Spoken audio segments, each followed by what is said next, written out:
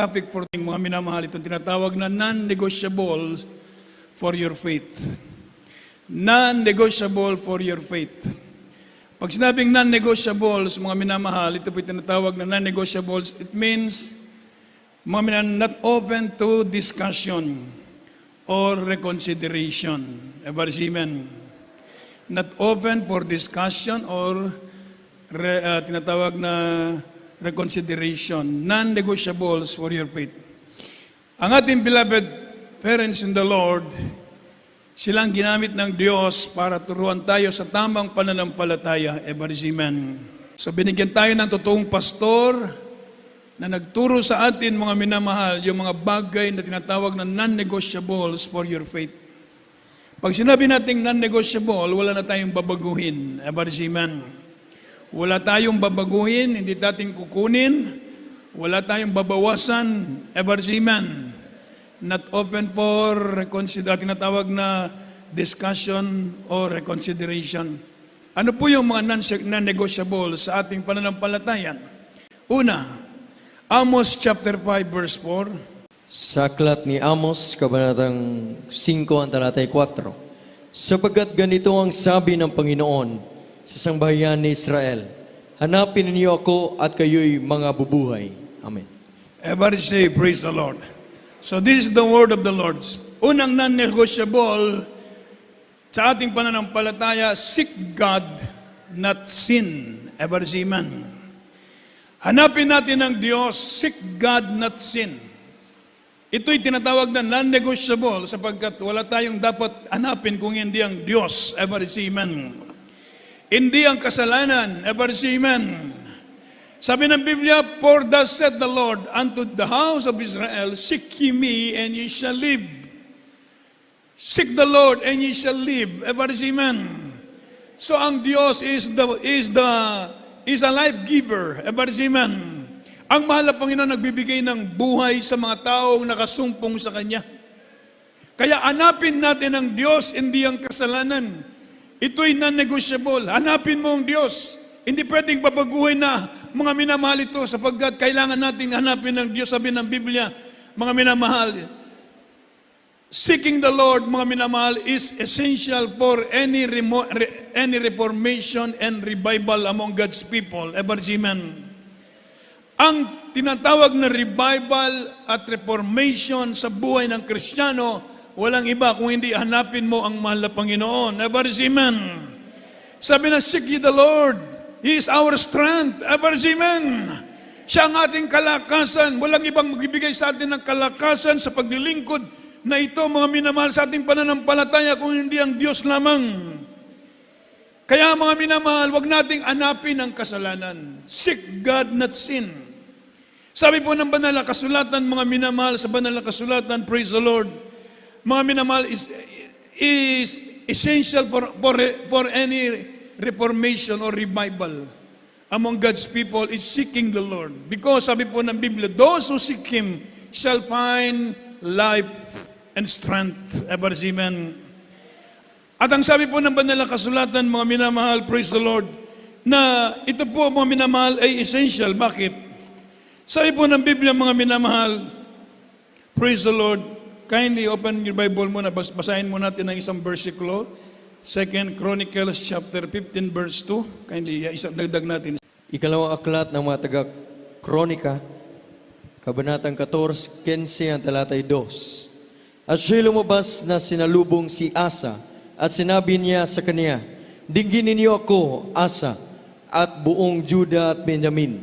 Ang Panginoon ay sumasa inyo, samantalang kayo'y sumasa Kanya. At kung inyong hanapin siya, siya ay masusumpungan ninyo. Ngunit kung pabayaan ninyo siya, Kaniyang pababayaan kayo. Everybody shout, praise the Lord. So mga minamahal, hanapin natin ang mahal na Panginoon. It means, mga minamahal, to desire and pursue, mga minamahal, earnestly the Lord's presence. Everybody, amen. Fellowship, kingdom, and holiness. Ito po yung tinatawag na inahanap natin ng Diyos. Pursue ba? Earnestly pursue is kingdom, righteousness, and holiness. Yun ang paghahanap sa Diyos. Everybody, amen. So mga minamahal, it involves also mga turning, mga minamahal, turning the Lord with whole heart and in fervent prayer. Everybody say amen. Pag hinahanap natin ng Diyos, kasama itong tinatawag na with whole hearts, buong puso, nating hanapin ng mahal na Panginoon in fervent prayer. Pag nahanap natin ng Diyos, buong puso, hanapin mo ang Diyos ng buong puso, sabi ng Biblia, sapagkat siya'y hindi malayo, masusumpungan mo ang Diyos. Everybody say amen. Kung buong puso mong hanapin ang mahal na Panginoon, masusumpungan mo ang Diyos. Kaya tayo po'y nakasumpong sa mahal na Panginoon dahil hinanap natin ng buong puso ang ating mahal na Panginoon. Everybody say amen. Bakit sinasabi natin buong puso? Bakit ibinigay natin ang ating buong puso sa paglilingkod na ito sa ating mahal na Panginoon? Iniwanan natin ang buhay sa sanlibutan. Ibinigay natin ang ating buhay sa paglilingkod sa Diyos. Ito yung sinasabi ng Biblia na buong puso nating hinahanap ang mahal na Panginoon. Everybody say, praise the Lord. And in fervent prayer, maningas na panalangin, kasamang pag-aayuno. Amen. Habang ako'y nanonood sa ating mga crusade, ito ang ating mga previous crusade, mga minat ako'y talagang na-revive. Everybody say, praise the Lord. Nakita natin mga minamahal ang mga tao nga kinahabagan ng Diyos. Everybody say, amen. Pinagpagaling sila ng ating mahal na Panginoon dahil nasumpungan nila ang Diyos. Palapakan natin ang malakas, ang mahal na Panginoon. So sabi po ng Biblia, in turning, in seeking the Lord, it involves, mga minamahal, hungering and thirsting for righteousness and God's presence. Hungering and thirsting for righteousness and God's presence. Tayo iuhaw, sa unauhaw sa pag-ibig at presensya ng ating mahal na Panginoon. Sa katwiran ng Diyos. Ever say amen. Kaya po mga minamahal ang ating mabait na Diyos, ito po'y tinatawag na doon sa Sermon of the Mount, one of the most beautiful verses in the Sermon on the Mount. Sabi po ng Biblia, blessed are those who hunger and thirst after righteousness, for they shall be filled. Palapakan po natin ang malakas ang mahal na Panginoon. Mapalad yung mga nagugutom at nauuhaw sa katwiran sapagkat sila'y bubusugin ng Diyos.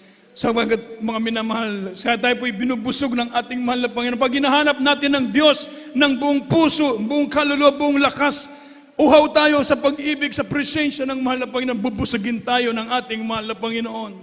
Walang ibang pananambahan na isa pang mga ibang mananampalataya. Tayo po'y bukod tanging pinagpala. Bakit? Tayo po mga nag-overnight prayer buong daigdig ang Jesus Miracle Crusade, International Ministry, Church, everybody say amen. Nag-aalay ng overnight prayer, inahanap ang presensya ng Diyos. Everybody say amen. Walang ganitong pananampalataya sa iba't ibang bansa, mga minamahal. Walang ganitong mananampalataya. Libutin mo man ang buong daigdig. Walang ganitong mananampalataya, mga minamahal. Ever say amen. Bukod tangi tayo pinagpala. Bakit? Meron tayong overnight prayer. Inahanap natin ang banal na presensya ng ating mahal na Panginoon. Amen. Kaya sabi po ng Biblia, mga minamahal, sa paghahanap natin sa Diyos, committing, mga minamahal, yourself firmly to do God's will and abandoning all actions that will offend God. Ever say amen. Pagkasama, mga minamahal, sa paghahanap natin sa Diyos, itinatawag, mga minamahal, committing firmly to do God's will and abandoning all that will offend God. I-commit natin ang ating buhay sa mahal na Panginoon. Yan ang totoong umahanap sa Diyos. Handa kang maglingkod, handa mo isurrender ang buhay mo sa mahal na Panginoon. Amen. At iwanan mo ang lahat ng bagay na ito'y maka-offend sa ating mabait na Diyos. Kapag hinahanap mo ang Diyos, hindi mo kayang isurrender ng firmly commit yourself to do God's will and abandoning all that will offend God. Hindi ang totoong paghahanap sa Diyos. Amen. Hindi totoong paghahanap sa Diyos yan. Kalahating paghahanap, kalahati hindi tamang paghahanap. Kaya mga minal, mahirap mahanap ang Diyos. Mahirap masumpungan ang Diyos. Pag ganun, klaseng paghahanap ang ating ginagawa. Lahat ng maka-offend sa Diyos, tanggalin natin. Huwag natin gawin. Never say amen. Ever say praise the Lord. So another thing, ano po yung mga bagay nating matatanggap kapag hanap natin ng Diyos?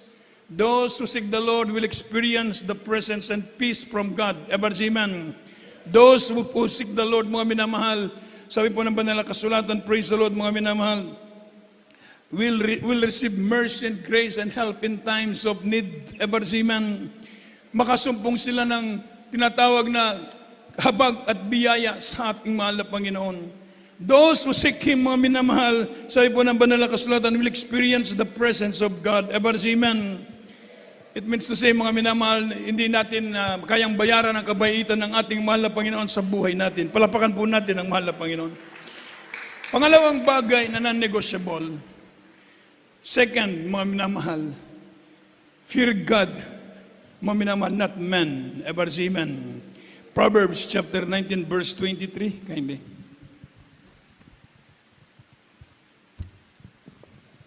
From the book of Proverbs, chapter 19, verse 23.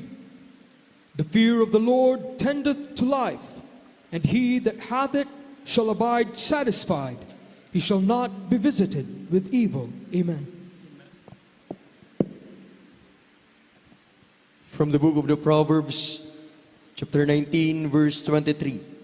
Ang pagkatakot sa Panginoon ay patungo sa kabuhayan, at ang nagtatangkilik noon ay tatahang may kasiyahan, hindi siya dadalawin ng kasamaan. Isang malakas na palakpak para sa mahal na Panginoon. Praise the Lord. Those who seek the Lord, sabi po ng ating nabasa, those, the fear of the Lord tendeth to life.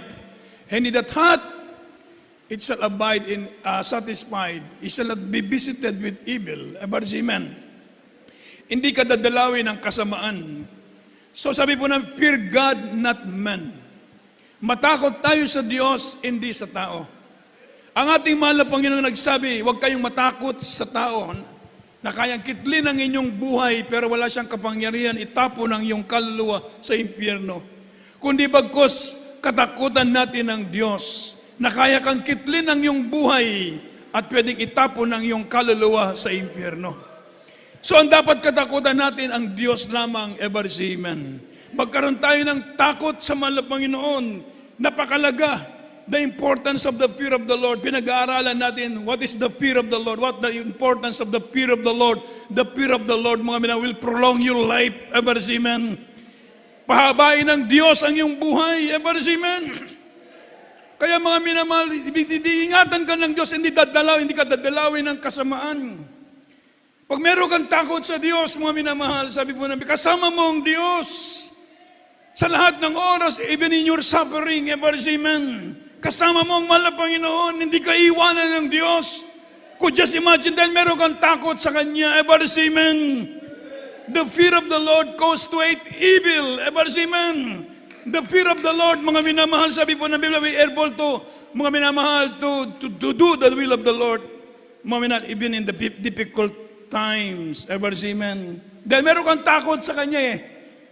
Susundin mo ang kalooban ng Diyos dahil meron kang takot sa mahal na Panginoon. Sabi nga ng Biblia, the fear of the Lord is the way of riches, honor, glory, and life. Ever see, amen. So nasa takot natin sa mahal na Panginoon. Kaya magkaroon tayong takot sa Diyos. Fear God, not man. Ito yung non-negotiable. Kailangan talagang tao, ang Kristiyano, magkaroon siya ng takot sa mahal na Panginoon. Dahil pag wala kang takot sa Diyos, you will not motivated to work out your own salvation. And when you fallen into sin, you will not motivated to repent. Ever see, amen. Hindi ka makapagsisi dahil wala kang takot eh. Iba yung meron kang takot sa Diyos. Kapag nakagawa ka ng kaunting pagkakamali, grabe ang iyong guilty, grabe ang iyong kalungkutan. Ever see, amen. Magsisi ka, mag-ayuno ka na. Dahil meron kang takot sa Kanya, na-displease mo ang Diyos. Pero pag wala kang takot sa Diyos, baliwala. Baliwala, tuloy-tuloy ka sa kasalanan. Dahil wala kang takot sa mahal na Panginoon. Kaya sabi po, non-negotiable, fear God, not man. Ever see, amen. Another thing, pangatlong bagay na dapat na negotiable, love God, not the world. Kindly open your Bible, 1 John chapter 2, verse 15 up to 17. 1 John chapter 2, verses 15 to 17. Love not the world, neither the things that are in the world. If any man love the world, the love of the Father is not in him. For all that is in the world, the lust of the flesh, and the lust of the eyes, and the pride of life, is not of the Father, but is of the world. and the world passeth away, and the lust thereof. But he that doeth the will of God abideth forever. Amen. Unang sulat ni Juan, Kabanatang 2, ang talatay 15 hanggang 17. Huwag ninyong ibigin ang sanlibutan, ni ang mga bagay na nasa sanlibutan. Kung ang sino man ang umiibig sa sanlibutan, ay wala sa kanya ang pag-ibig ng Ama. Sapagkat ang lahat ng nasa sanlibutan, ang masamang pita ng laman at ang masamang pita ng mata at mga kapalaluan sa buhay, ay hindi mula sa Ama, kundi sa sanlibutan. At ang sanlibutan ay lumilipas, at ang masamang pitan yaon, datapwat ang gumagawa ng kalooban ng Diyos ay nananahan magpakilanman. Isang malakas na palakpak para sa mabait na Diyos. Praise the Lord. So another thing, love God, not the word. Amen. Ibigin mo ang Diyos, wag ang sanlibutan. Ito'y non-negotiable. Ibig sabihin, hindi pwedeng mga minababaguhin ito. Pag inibig mo ang Diyos, ibig sabihin, wag mong ibigin ang sanlibutan. Yung word system, yung kasalanan sa sanlibutan, yung sanlibutan, what are the things that in the word, the lust of the flesh, the lust of the eyes, and the pride of life. Satan uses, mga minamahal, word system to oppose God. Amen. To oppose His people and His word. Gagamitin ni Satanas ang sanlibutan para lumaban sa Diyos. To oppose God, to oppose God's people, and to oppose, mga minamahal, tinatawag mga kapatid na paglilingkod natin sa mahal na Panginoon.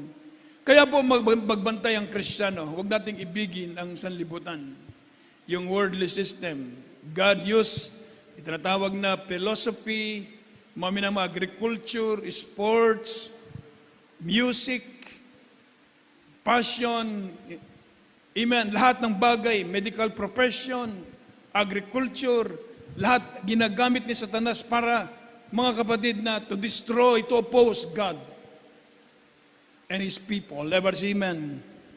Like for example, Satan used, mga minamahal na medical profession to promote killing unborn babies. Amen.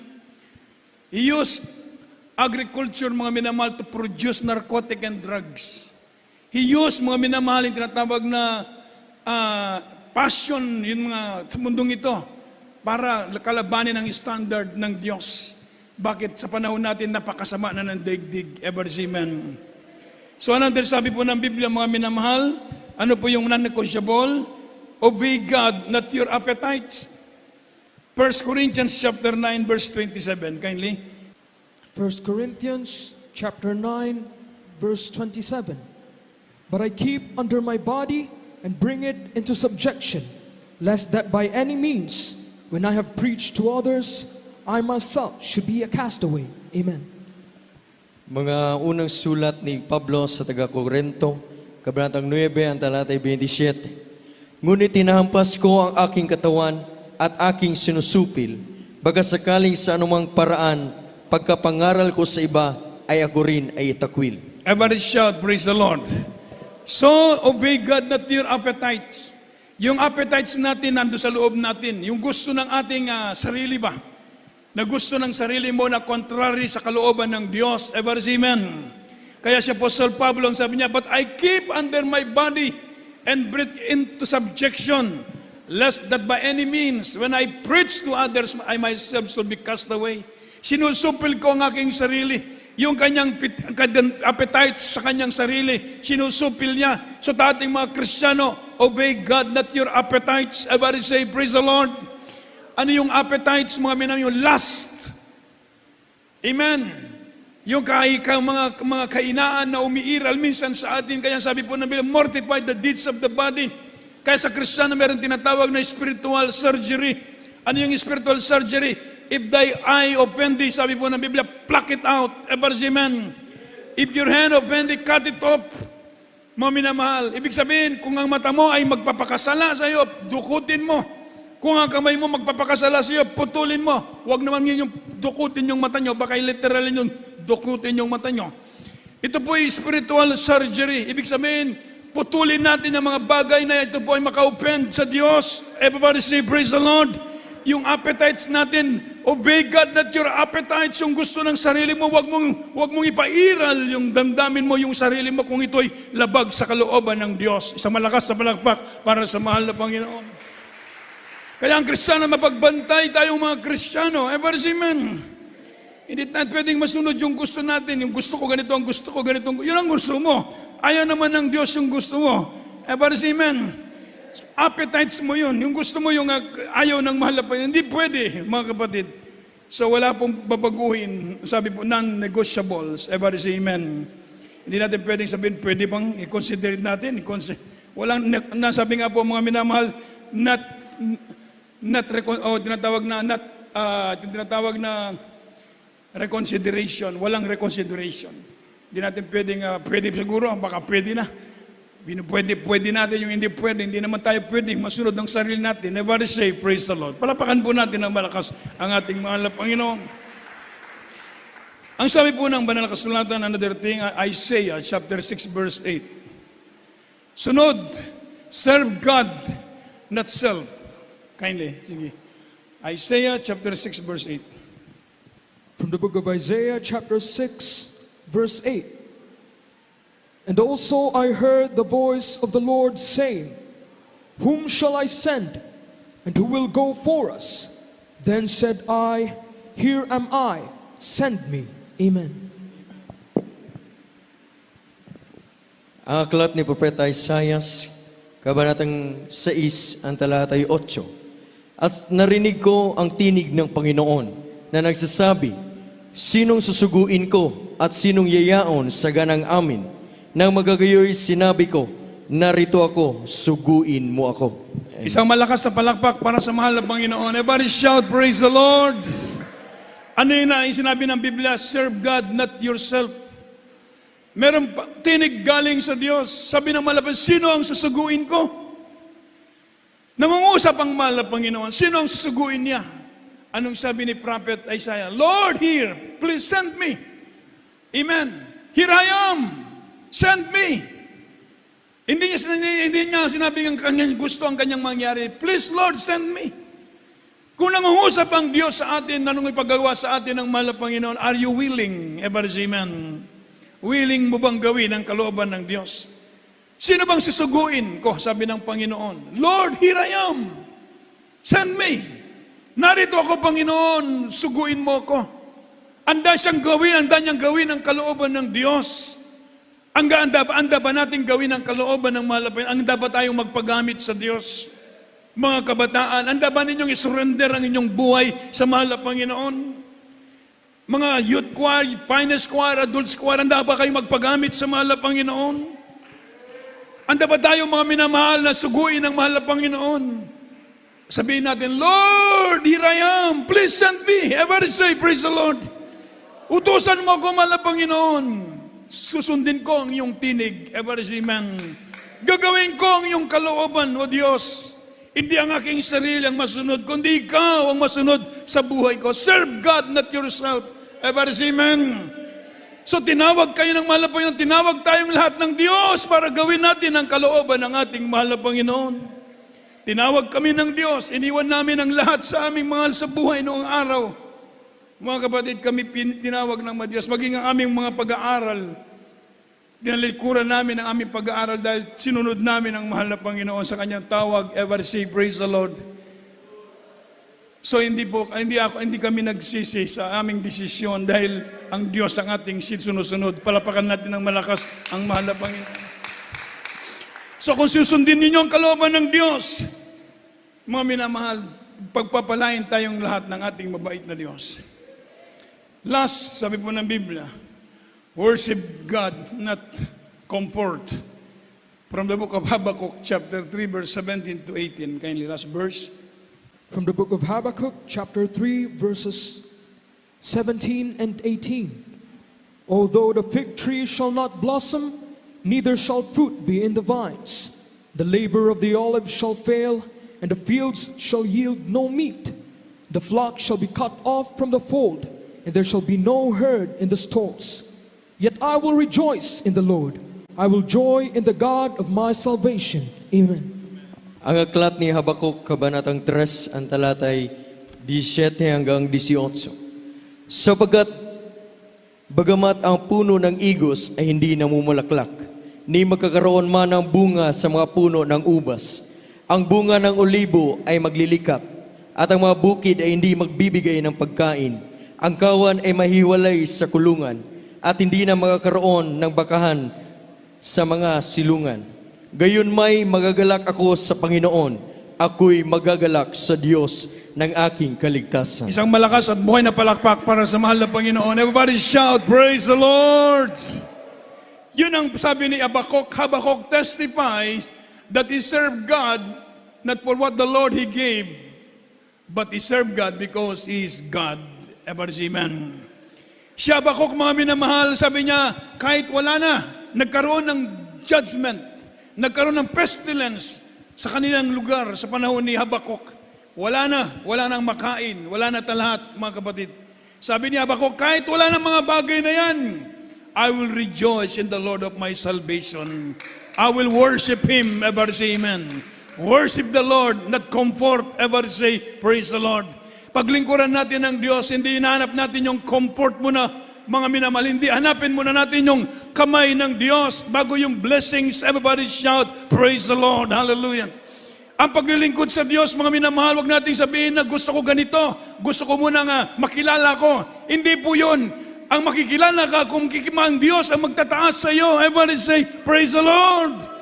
Hindi yung itataas mo muna yung bangko mo bago mo iangat ang mahal na Panginoon. Hindi po ganun ang paglilingkod natin sa mahal na Panginoon. Everybody say, praise the Lord. Serve God, not comfort. Nung kami pinadala dito sa dako ng Cebu, 0-0, walang makain. Wala lahat. Everybody say amen.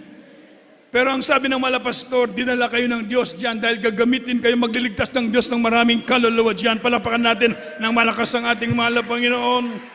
Serve God, not comfort. Hindi hinahanap yung comfort. Kapag ginahanap mo yung comfort mo, kung i-assign ka, gusto mo yung comfort, na gusto ganito, gusto ko doon, ganon. Hindi yun ang paglilingkod natin sa mahal na Panginoon. Everybody say, praise the Lord. Hindi yung comfort na pupuntahan mo. Gusto ko doon dahil marami doon, pagkain, maraming blessing, maraming kung ano gusto mo doon. Hindi yun ang paglilingkod sa Diyos. Everybody say, praise the Lord. Pupunta ka doon dahil yun ang kalooban ng Diyos para sa iyo. Palapakan mo natin ang malakas ang ating mahal na Panginoon. Kapag naglilingkod ka, mga minamahal, pero gusto mo yung comfort, hindi tamang paglilingkod yun. Hindi ka lalago sa spiritual. Hindi ka gagamitin ng Diyos. Kapag naglilingkod tayo sa mahal na Panginoon, nagugugas kayo ng kasilyas, nagugugas kayo ng CR. Hindi nyo nahanap yung comfort dahil gusto nyo gawin ang kalooban ng Diyos. Pagpapalain kayo ng ating mahal na Panginoon. Everybody say, praise the Lord. Amen. Kaya paglilingkod sa Diyos, huwag natin hanapin yung comfort. Gawin natin ano ang kalooban ng Diyos sa buhay ko. Anong nararapat para sa kalwalatian ng mahal na Panginoon. Amen. At ang Diyos ang magpapala sa buhay mo. Everybody say, amen. Ang Diyos ang magdugtong ng buhay mo. Abutin ka ng 80 anyos, salamat sa mahal na Panginoon. Everybody say amen. Abutin ka ng 60 years old, salamat sa mahal na Panginoon. Ang Diyos ang may-ari ng lahat ng bagay. Everybody say amen. Basta sabihin mo, paglingkuran kita, mahal na Panginoon. Hindi yung comfort ang hinahanap mo, kundi ang kalooban ng Diyos. Sa paglilingkod natin sa mahal na Panginoon, hindi yung kapritsyo. Everybody say amen. Naglilingkod ka sa Diyos pero nandyan pa rin yung bisyo mo. Paano ka naglilingkod sa Diyos yan? Everybody say amen. Naglilingkod ka sa Diyos, nandyan ka sa sanlibutan. Hindi paglilingkod sa Diyos, hiwalay ka sa sanlibutan. Ang comfort mo ng tao nasa sanlibutan. Pero tayo, ang comfort natin nasa mahal na Panginoon. Everybody shout, praise the Lord! Hallelujah! Ang comfort ng tao nasa mga butmagay sa sanlibutan. Pero tayo mga naglilingkod sa Diyos, ang totoong comfort natin nasa mabait na mahal na Panginoon. Kaya worship God, not comfort. Ever shout, praise the Lord. Totoo mga kapatid, ang Diyos mga nagbigay ng comfort ang Diyos, sobra-sobrang comfort. Ever say amen. Nandun ako sa dako ng Australia. Nagpaalam yung aking anak si Lok. Sabi niya, pa, iatid ko si Banban sa airport. Sabi ko, sige, alas 10 ng gabi. Sabi ko sa akin, beloved, magpuri tayo. Alas 10 ng gabi, nagpuri kami. Sige, puri kami ng puri. Mabot kami ng madaling araw. Hindi naman gawain. Basta puri lang kami ng puri. Dahil hindi pa kami nantok. Pagka madaling araw, nag-message sila. Pinakita yung picture nung sasakyan namin. Wasak. Mga minamahal. Natakot ang aking beloved wife. Pero ang kahabagan ng Diyos, pagtawag ng aking anak, nanginginig sa takot. Dahil naksidente pala sila. So mga minamahal, yung sasakyan, wasak. Pero hindi galos, kahit galos lang ng pusa, wala. Purihin ang ating mabait na Diyos. Praise the Lord. Nasa mahal na Panginoon ang ating comfort. Palapakan natin ng malakas ang ating mahal na Panginoon. He is our great comforter. Ever see, man. Ang protection ng Diyos ay nasa atin.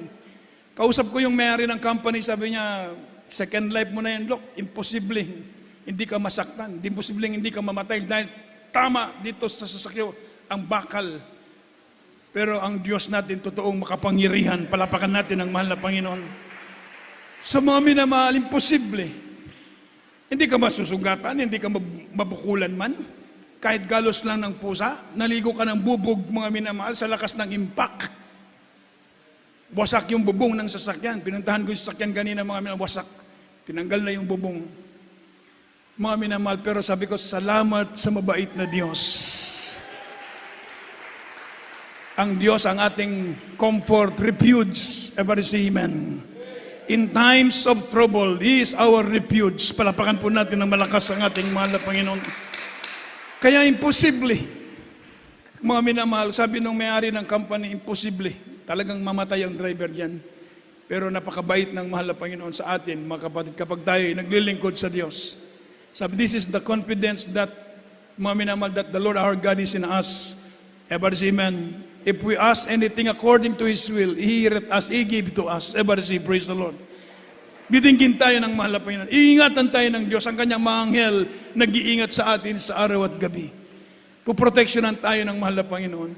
Kaya sabi ko, O Diyos, wala akong may ganti. Kaya kapag tayo nagpupuri sa mahal na Panginoon, nahanap natin ang mahal na Panginoon. Ever say, praise the Lord. Hinahanap natin ang presensya ng Diyos kapag hindi pa tayo naantok kahit ating gabi, magpupuri tayo sa mahal na Panginoon. Ever see, man? Siya ang ating kalakasan. Hanapin natin ang Diyos. Seek the Lord. Everybody say, praise the Lord. Amen. Hanapin mo ang mahal na Panginoon. Buong puso mong hanapin ng Diyos. Kahit ating gabi, pinupuri mo siya. Hinahanap mo ang kanyang presensya sapagkat siya ang iyong kalakasan. Praise the Lord. Hallelujah. Sa Diyos nagmumula ang iyong buhay, ang pag-iingat na sa mahal na Panginoon. Ang katugunan ng ating mga dalangin galing sa Diyos. Hallelujah. Ang protection galing sa mahal na Panginoon. Ang blessing galing sa Diyos. Mga minamahal, pag nahanap natin ng Diyos, pagpapalain tayo ng ating mahal na Panginoon. Tayong lahat ay tumayo.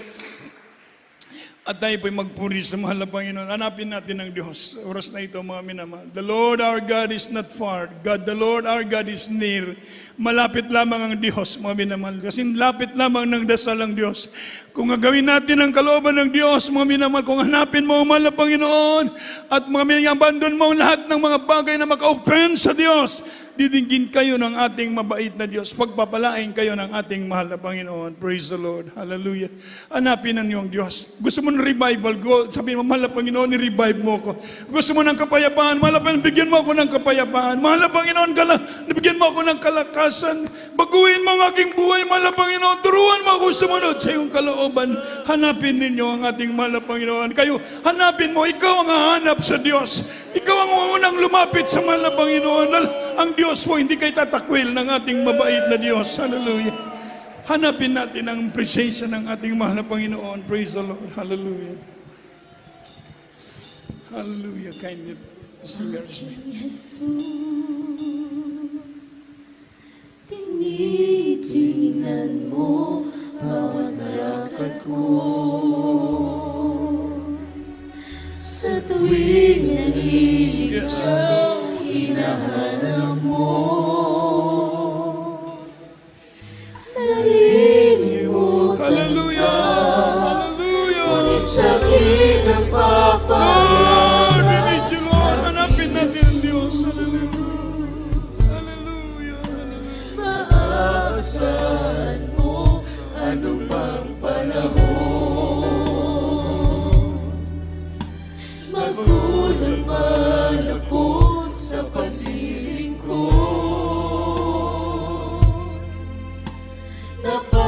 ipagpatawad mo.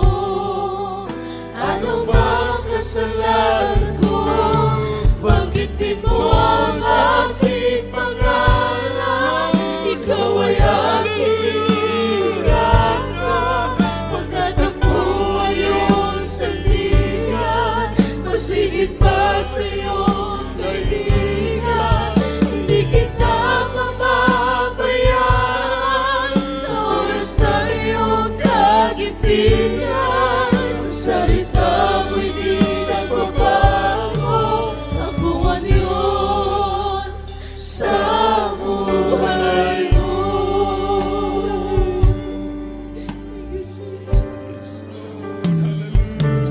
Aking Jesus,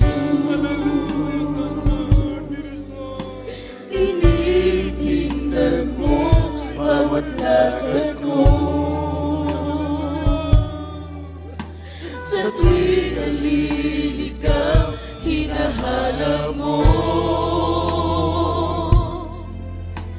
Nalilimutan ka, ngunit sa'kin nagpapaalala. Aking Jesus, maaasahan mo anumang panahon.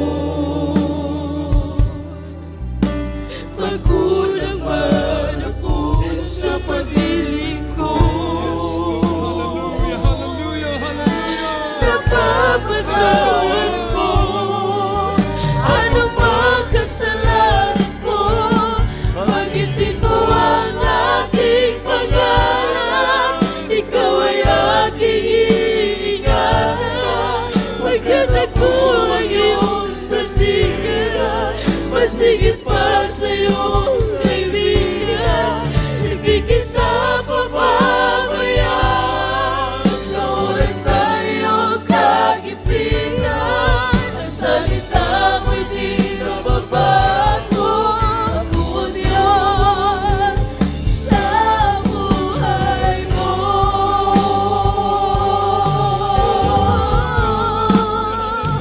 Yung maning man ang lupa, mahawi man ang ulan, maging sa gitna ng dilim at alon sa dagat.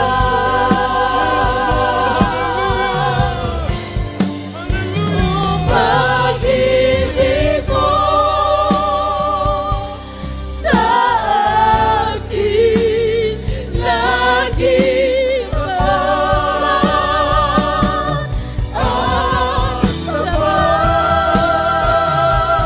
Panginoon, asul, nagkapagligtas. Lumating man ang lupa, mahawi man ang ulan, maging sa gitna ng dilim at alon sa dagat.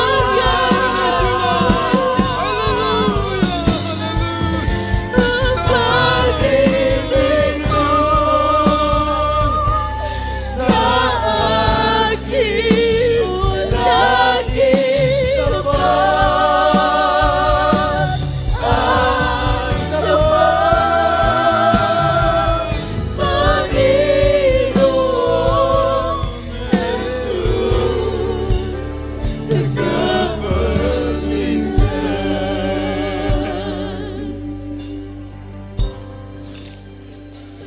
Hallelujah, hallelujah, hallelujah. Aking pangalan, ikaw ay aking ingatan. Pagkat ako ang iyong sandigan, matigit pa sa iyong kaibigan. Hindi kita pababayaan